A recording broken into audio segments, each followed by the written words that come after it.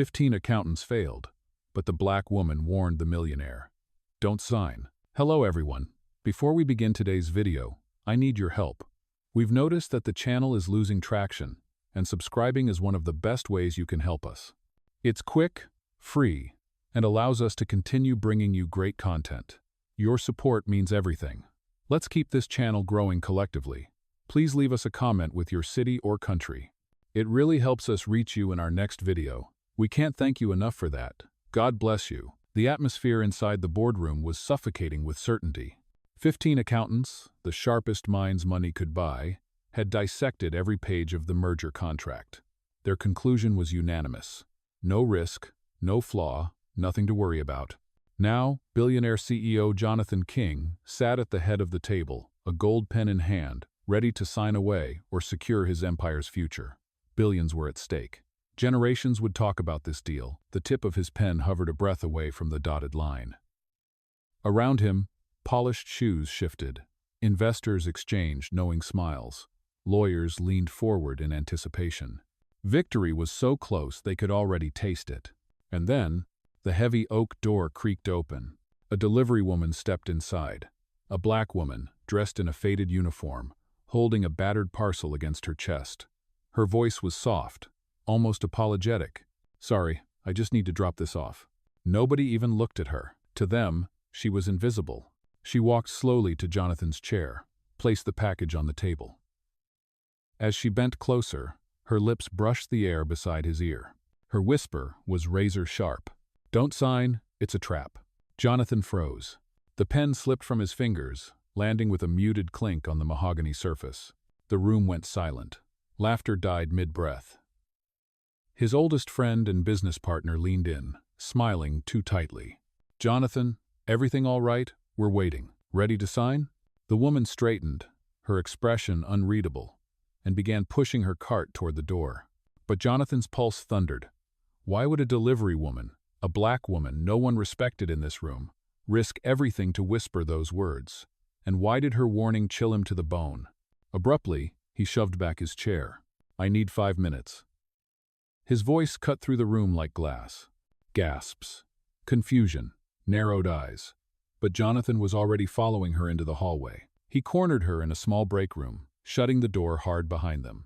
Explain yourself, he demanded, voice low and dangerous. And convince me you're not insane. Her hands trembled, but her words were steady. They're setting you up. If you sign that contract, you'll lose everything.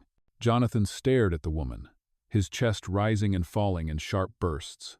For 15 years, he had trusted his partner, his board, and his team of accountants. Yet one stranger had shaken his certainty in seconds. Her eyes didn't waver. I overheard conversations. I saw documents no one else bothered to check. They're hiding debts inside the contract. Once you sign, your company won't belong to you anymore. It'll belong to them. Jonathan's jaw tightened. Do you realize what you're saying? 15 professionals reviewed every line. Are you calling them fools or liars? I'm saying they missed what they weren't meant to find. Her voice trembled, but her resolve didn't. She reached into her worn satchel and pulled out a folded paper, sliding it across the table. Jonathan unfolded it. His breath caught. The clause in front of him was worded differently from the version he had been shown. On her copy, the percentage of ownership shifted drastically, leaving him with only 20% control instead of 60%. He looked up sharply. Where did you get this? I was delivering to the printing room last night. They left drafts scattered on the desk. I know I wasn't supposed to see them, but I couldn't ignore it, and I couldn't ignore you. Jonathan's hand trembled around the page. It couldn't be true, but if it was... Voices echoed in the hallway, the muffled tones of his partner and the sterling representatives. They were waiting for his signature. Jonathan folded the paper quickly, tucking it into his suit jacket. His eyes locked on the woman. If you're lying, you'll never step foot in this building again. She held his gaze. If I were lying, would I be standing here risking everything? Jonathan adjusted his tie as he walked back toward the boardroom, the hidden paper heavy against his chest. Every step felt louder than it should, each echo in the hallway a reminder of the warning he had just heard. He pushed the door open. Silence fell instantly. All eyes turned toward him. Investors, attorneys, his oldest friend, Marcus, the man he had trusted since college. Marcus smiled too quickly. Everything okay? Just nerves? Jonathan forced a steady breath, masking the storm inside. I've decided to review a few clauses again, he said, his voice calm but sharp. The room shifted uneasily. One of the sterling executives leaned forward. Mr. King, we've already covered every line for weeks. The market is volatile, we need this signed today. Oh? Jonathan studied the man, then let his gaze slide to Marcus. For the first time, he noticed something. Marcus's clenched fist pressed against the table, the bead of sweat forming at his temple. Nerves or not, Jonathan replied coldly. I don't sign billion-dollar deals without certainty. He reached for the contract, closed the folder deliberately, and slipped it into his briefcase. We'll reconvene tomorrow morning. The sterling executives bristled. One of them slammed a palm onto the table. Tomorrow? That could cost you everything. Then let it cost me, Jonathan shot back. His eyes narrowed on Marcus. One night won't change anything, unless someone here is hiding something.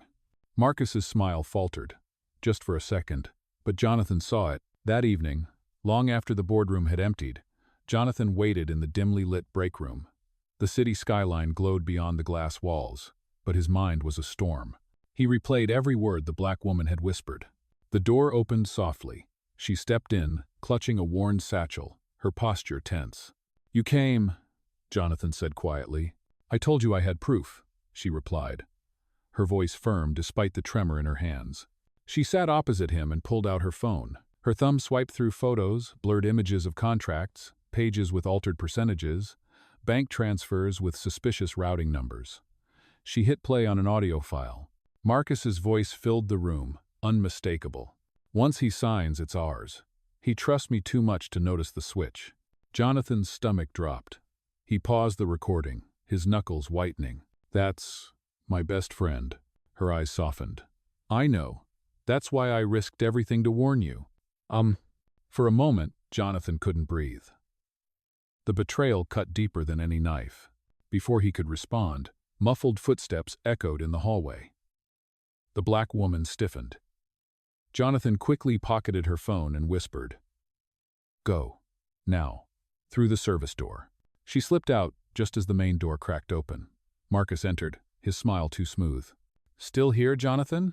Burning the midnight oil? Jonathan forced a smile. Just reviewing numbers, you know me. Marcus's gaze flicked around the room, lingering on the second chair, still warm. He murmured. Make sure you're not overthinking. Sometimes too much doubt ruins good deals. The next afternoon, Marcus sat in his office with the blinds drawn. Across from him, one of the sterling executives lit a cigar, the smoke curling like poison through the air. She knows too much, Marcus muttered, his voice sharp. I saw her with Jonathan last night. He's hesitating, and it's because of her. The executive smirked. A delivery girl?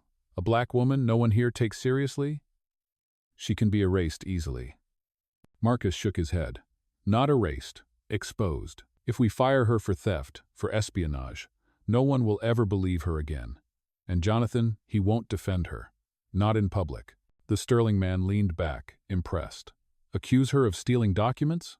Exactly. Marcus pulled out a folder. Inside were staged photos of Anna the black woman entering executive offices during her shifts. Security cameras caught her cleaning at night. All we have to do is reinterpret the evidence.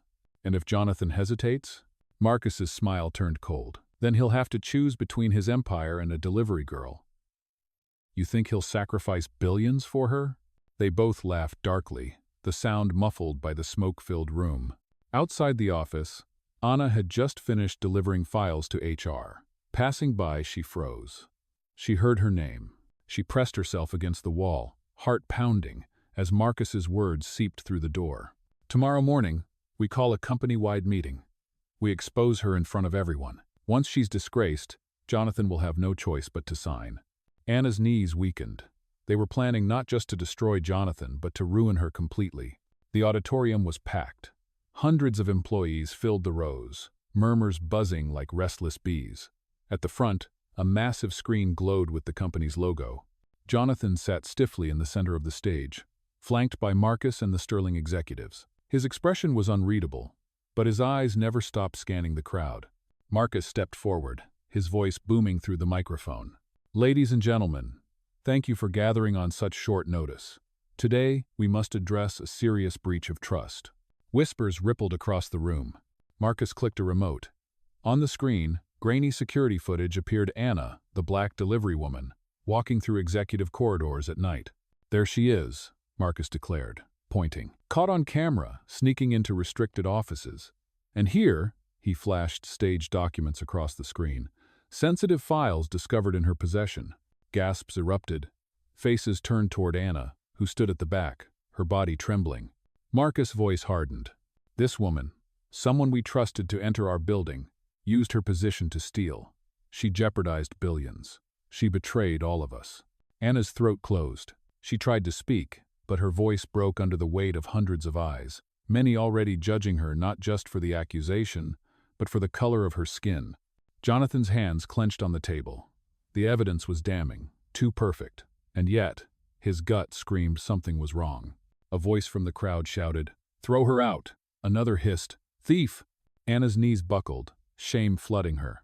She wanted to scream the truth, but her words drowned in the tidal wave of hatred. The meeting ended in chaos. Employees poured out of the auditorium, whispering, sneering, shaking their heads. Anna stood frozen at the back, her face pale, her eyes burning with unshed tears. The word thief echoed in her ears like a curse. Security approached, ready to escort her out, but Jonathan's voice cut through the air. "Leave her." The guards hesitated. Jonathan rose from the stage, his commanding presence silencing the room for a moment. He walked past Marcus without a glance and moved straight toward Anna. "Follow me," he said quietly. Anna's breath hitched. For a second, she thought it was another trap. But something in his eyes, an intensity, a refusal to look away, made her nod. He led her through a side corridor, away from prying eyes, into his private office. Once the door shut, Jonathan turned sharply. "Tell me everything. No more whispers. I want the truth, all of it." Anna's voice cracked. "They set me up, those documents, they planted them. I never touched them, Jonathan. I was only trying to save you." Jonathan slammed his fist against the desk, startling her. "I know, Marcus. 15 years, Anna. 15 years of trust. And now you're asking me to believe he's the one behind this?" Tears welled in her eyes, but she stepped closer. "I'm asking you to believe what you saw, what you heard. You saw the claws. You heard his voice. He's not the man you think he is." Jonathan's breathing was ragged. Deep down, he knew she was right. The evidence, the unease, Marcus's slip of a smile, it all aligned. Jonathan paced his office, his mind racing. Anna stood by the window, her shoulders tense, but her eyes sharp and unyielding. For the first time, Jonathan didn't see a delivery girl, he saw an ally. "We'll need proof strong enough to crush him," Jonathan said finally. "Something no one can deny." Anna nodded. "Marcus uses the 17th floor server room late at night. I've seen him. He thinks no one notices, but I do. If we get inside, we'll find the original drafts. The wire transfers everything." Jonathan frowned. "That room requires 2 executive keycards. One is mine. The other," his words trailed off, realization hitting, "Marcus's." Anna's lips tightened. "Then we'll have to get creative." Jonathan looked at her, conflicted. "You realize what this means? If we're caught, it won't just ruin you, it'll ruin me. My board, my investors, everyone will turn." Anna stepped forward, her voice steady. "I've already lost everything. My name, my dignity. What more can they take from me? But you still have something to fight for. So fight, Jonathan." Her words struck him harder than any accusation. For the first time in days, clarity pierced the fog of betrayal. He nodded slowly. "All right, tonight, we move." But just as the plan formed between them, a shadow lingered outside the frosted glass wall. A figure paused, listening. Then, silently, it slipped away down the corridor. The building was silent at midnight, its glass walls glowing faintly against the city skyline. Jonathan's footsteps echoed in the empty corridor as he swiped his executive keycard. The green light blinked, and the steel door to the 17th floor server room unlocked with a click. Anna slipped in beside him, her heart hammering. The cold air inside smelled faintly of dust and humming electricity. Rows of server racks stood like silent sentinels, their lights flickering red and green. Jonathan closed the door softly behind them. "We have 15 minutes," he whispered. "Security rotates every half hour." Anna nodded, pulling a small flash drive from her satchel. Her hands moved quickly across the nearest console, typing commands with surprising ease. Jonathan watched, startled. "You've done this before," he murmured. "I studied it before life forced me elsewhere," she whispered back, her eyes never leaving the screen. The monitor lit up with folders. Jonathan leaned closer. Draft contracts, transfers, Cayman holdings. His stomach churned. This was it, the smoking gun. But just as Anna began copying files, a sharp beep pierced the silence. The system flashed. "Access alert. Unauthorized login detected." Anna's eyes widened. "No, someone's watching us." Jonathan cursed under his breath. He yanked the flash drive from the port and shoved it into his jacket pocket. Suddenly, the overhead lights blazed on. The server room door slammed shut with a metallic thud. A voice echoed from the speakers, smooth and cold. "Marcus. Well, well. Looks like my best friend and his little delivery girl are playing detectives." Jonathan spun toward the locked door, fury in his eyes. Anna froze, her pulse racing. The overhead lights burned harshly, throwing long shadows across the rows of server racks. Jonathan's pulse thundered as he faced the voice of the man he once called his brother. The door hissed open, and Marcus stepped inside, flanked by 2 security guards. His smile was cold, polished, rehearsed. "Well, Jonathan, caught red-handed in your own company, sneaking around with her." He tilted his chin toward Anna, his voice dripping contempt. "A thief. A liar. A black delivery girl who doesn't belong here." Anna clenched her fists, her body trembling, but she refused to look away. Jonathan stepped forward, fury in his voice. "You set her up. You forged those files. I know it." Marcus chuckled darkly. "And what proof do you have? A flash drive? Stolen data? You think a board of directors will side with her over me?" He leaned closer, his words sharp as knives. "You sign the contract tomorrow morning, Jonathan, or she won't just lose her job, she'll lose her freedom." Anna gasped. "You wouldn't." "Oh, I would," Marcus snapped, his mask of civility cracking. "One phone call, and she'll be charged with corporate espionage. Her face on every headline. Black woman betrays billionaire. Do you think anyone will question it?" Jonathan's jaw tightened. Rage clawed inside him, but the truth was brutal. Marcus controlled the narrative, the evidence, the board. One wrong move, and Anna would be destroyed. Marcus leaned back, smug. "Choose, old friend. Your empire, or your little savior." Jonathan's silence stretched, the hum of the servers filling the room like a warning bell. Marcus's smirk widened, certain he had won. Finally, Jonathan exhaled slowly, his shoulders dropping. "Fine," he said, voice low. "I'll sign tomorrow." Marcus's eyes gleamed with triumph. "Good. I knew you'd make the smart choice. Don't worry, Jonathan. In a week you'll thank me. And she," he shot a venomous glance at Anna, "will be nothing but a forgotten footnote." He motioned to the guards. "Escort her out of the building. Tonight." Anna's heart raced, but Jonathan's eyes caught hers for just a second. A flicker, subtle, but enough. She didn't resist as the guards moved her away. Jonathan's voice followed, calm and measured. "Tomorrow morning. The deal is yours." Marcus left, his laughter echoing through the corridor. Hours later, Jonathan's private car pulled up near a quiet street. Anna was waiting in the shadows, fear etched into her face. He opened the door, and she climbed in.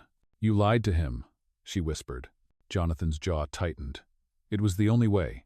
If Marcus thinks he's already won, he won't see the knife coming. Anna's breath caught. "So what's the plan?" Jonathan pulled the flash drive from his pocket, holding it up like a weapon. "We give the board a show tomorrow morning. In front of every executive, every investor, every lawyer, Marcus will bury himself. All we have to do is let him talk. And then we strike with this." Anna's lips parted in disbelief. "You're going to expose him publicly?" Jonathan's eyes burned with resolve. We're going to destroy him." Morning sunlight streamed through the glass walls of the boardroom, casting sharp angles across the polished table. Executives, investors, and attorneys filled every seat, their voices a low buzz of anticipation. The atmosphere pulsed with tension. The deal of the decade was about to be sealed. Marcus stood tall at the head of the room, radiating confidence. His smile was slick, rehearsed. Ladies and gentlemen, today marks the beginning of a new era. Once Mr. King signs this agreement, our future is secured. Applause rippled across the room. Jonathan sat motionless, his hands folded neatly on the table. To the untrained eye, he looked defeated, ready to surrender. Only Anna, standing quietly near the back, allowed in under the guise of witness, knew the truth. Marcus leaned closer to Jonathan, voice dripping with mock sympathy. "Don't hesitate, old friend. After all, you wouldn't want to disappoint your board again, would you?" Jonathan lifted the golden pen. The room held its breath. He pressed the tip to the page, then paused. "Before I sign," Jonathan said calmly, "I want everyone to hear something." He slid a small device across the table. A soft click echoed. Suddenly, Marcus's voice filled the boardroom, recorded in chilling clarity. "Once he signs, it's ours. He trusts me too much to notice the switch." Gasps erupted. The color drained from Marcus's face. Anna stepped forward, holding out printed documents, the real contracts, the doctored clauses. Her voice rang clear. "Here is the truth. Every page proves the betrayal." The boardroom erupted into chaos.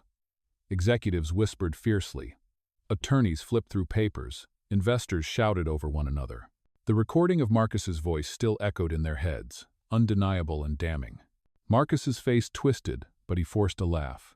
"Fabricated," he barked. "That recording is fake, spliced together by her." He jabbed a finger toward Anna, his voice sharp and venomous. "She's been stealing files for weeks, manipulating documents, planting lies. You're all falling for a con artist." Anna stood her ground, though her hands trembled. "Everything I brought came directly from your own servers. Every document, every transfer. You can deny me, Marcus, but you can't deny the truth." Marcus' mask cracked. His voice rose, frantic. "She's nothing but a delivery girl. A black woman with no education, no credibility. And you?" His eyes darted to Jonathan, spitting with rage.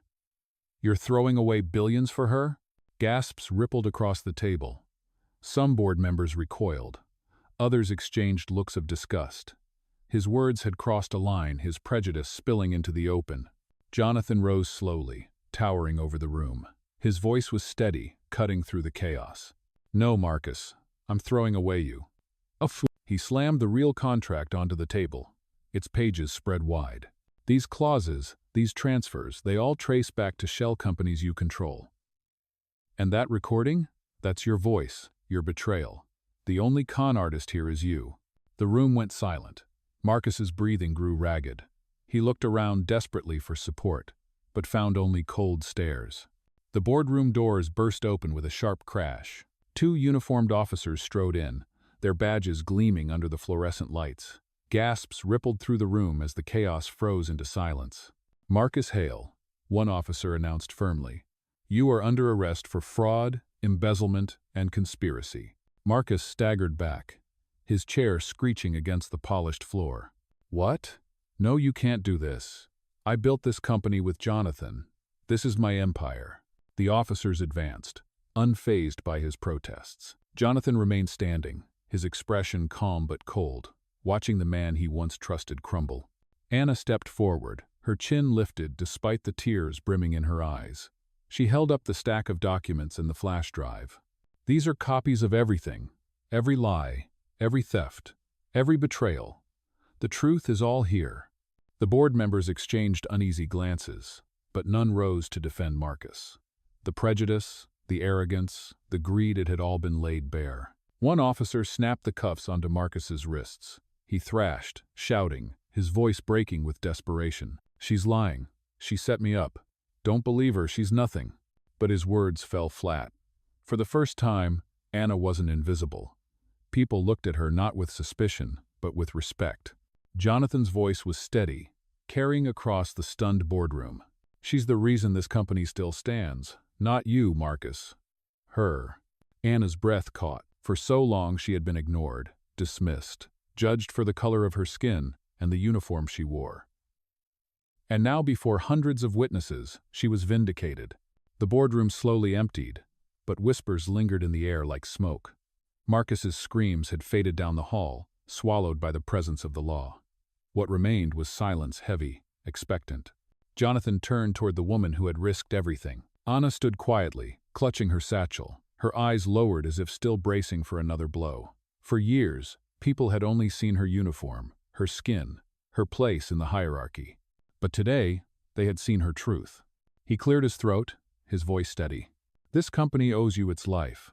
Heads around the table nodded in agreement. A board member rose. "Miss Williams, on behalf of all of us, we thank you. You saw what the rest of us missed." Anna's throat tightened. For so long, she had been invisible. And now, for the first time, the spotlight burned for her. Jonathan stepped closer. "I don't want you delivering packages anymore," he said softly, so only she could hear. "I want you by my side. This company needs someone with your courage, your integrity. Will you take a seat at this table not as a witness, but as a leader?" Anna's eyes widened. Tears slipped down her cheeks, not of shame, but of release. I don't know what to say." "No? Say yes," Jonathan replied simply. His voice broke slightly. "And maybe, when all this dust settles, we'll write a new chapter, together." For the first time in what felt like forever, Anna smiled. A small, trembling smile, but one that carried the weight of survival, justice, and hope.